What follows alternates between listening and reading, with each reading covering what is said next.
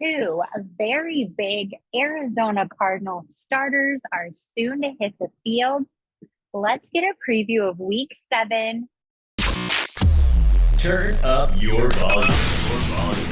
Because you're about to listen to The Sick Podcast with Kelly Singh. Murray heaves it downfield. It's caught. It is caught. DeAndre Hopkins. Miraculous. It's Murray magic. The sickest Arizona Cardinals podcast. It's gonna be sick. Welcome back to the sickest Arizona Cardinals podcast. I am your host, Kelly Singh, at Kelly in Phoenix, and this is my bestie who does the resty, Donnie Druin, my Friday ever begging buddy. Please help me. We're recording this on a Thursday, so there might be a little bit of different info, but I feel like the do not practices are probably still going to be did not practice. You can find Donnie at Donnie Druin on the app formerly known as Twitter for all of his articles and insights, which is why I have you here, Donnie. How's the day going? Good. Yeah, not too shabby at all. I feel like we talk about this every time you have me on, but football season is just flying by. Like once you really kind of get their gears going, like it's just boom, boom, boom. I agree with you 100%. I am in California at work, sports adjacent, and it is just gangbusters over here too, recording from a storage facility room, obviously, which I think goes to show how busy football season is. Every room's taken up. Everyone's moving. Yep. But that's neither here nor there because there are two people who are not just sitting on the sidelines anymore. There are two people. Two big names. Arguably, they're two faces of the franchise. Two faces of the franchise. Please tell us whatever we should know about Budda Baker and Kyler Murray. Yeah, so if you and none of your amazing listeners have kind of figured this out by now, I'm not like the brightest crayon in the box, but whenever the team released Myjai Sanders, I think it was Tuesday, that kind of got the alarm bells ringing in my head a little bit. And then Jonathan Gannon went on Arizona Sports 98.7. And I don't know if he did this intentionally or not, probably not, because he hates to give anything away for competitive advantages. But he said, we have some things to talk about tonight and tomorrow. And everyone's like, well, like, what do you mean tonight and tomorrow? Like, obviously something's coming soon. Sure enough, Jonathan Gannon marches into the media room at the facility on Wednesday and says, hey, Kyler and Budda Baker are going to practice today. And it's like, okay, well, that's a crazy bombshell you're just dropping on us, coach. Thank you. Budda Baker, obviously, they both have a 21-day window of practice before they have to be activated to the active roster. They could be elevated at any time during that period.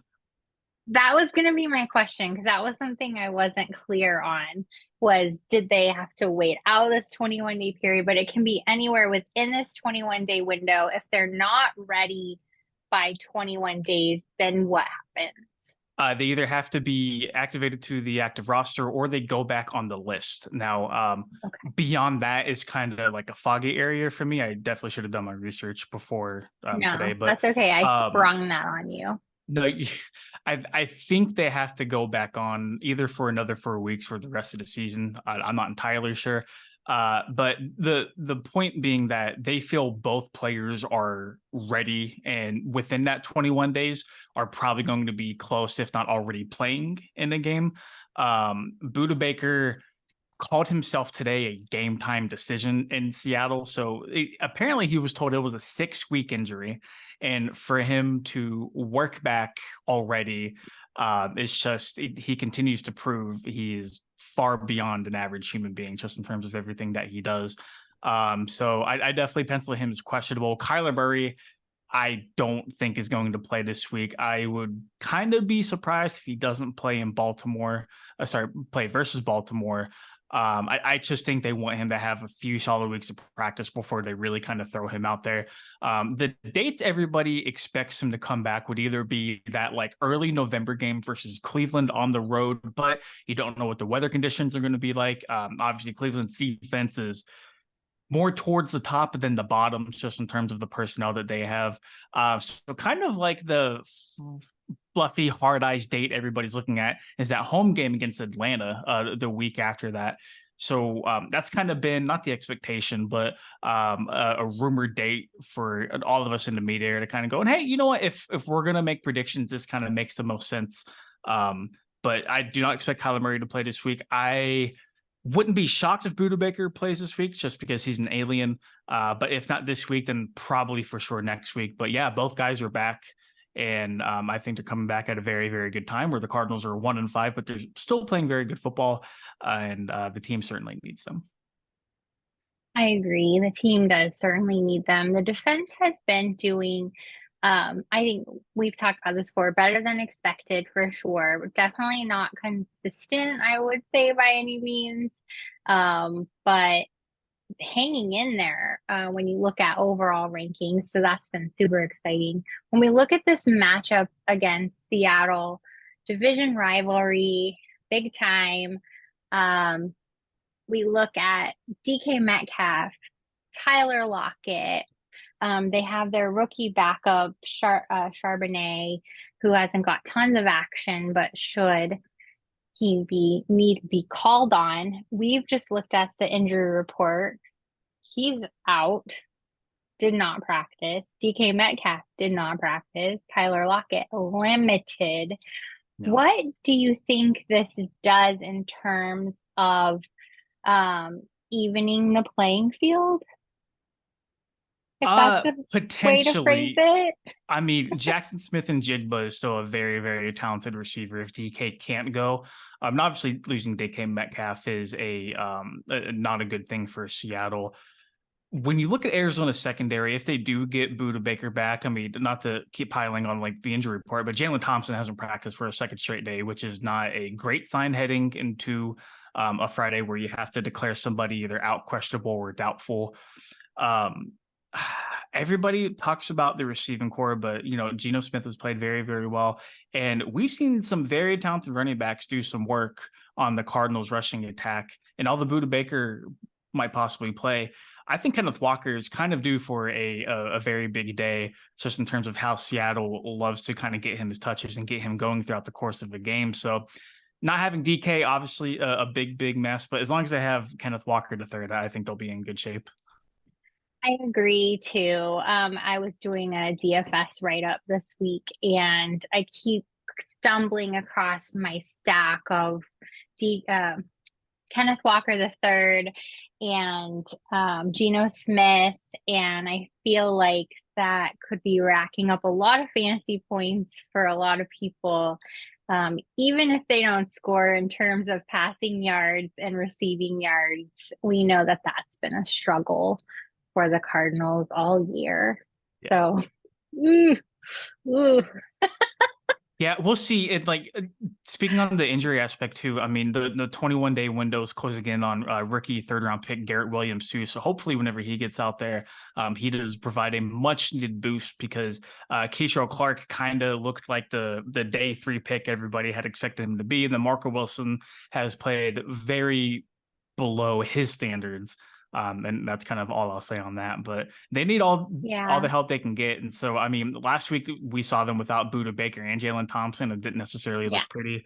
And whether 1, 2, or neither of them are in the mix, they definitely need some better help at boundary corners. So agreed.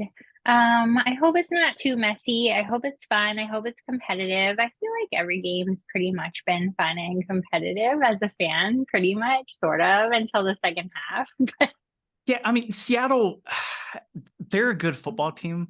I don't think heading into Seattle is quite the daunting task it used to be, considering the Legion of Boom and where that team was compared to now. And far beyond the Cardinals to go into Seattle with a backup quarterback and win, right? Like, we've never seen that before, right?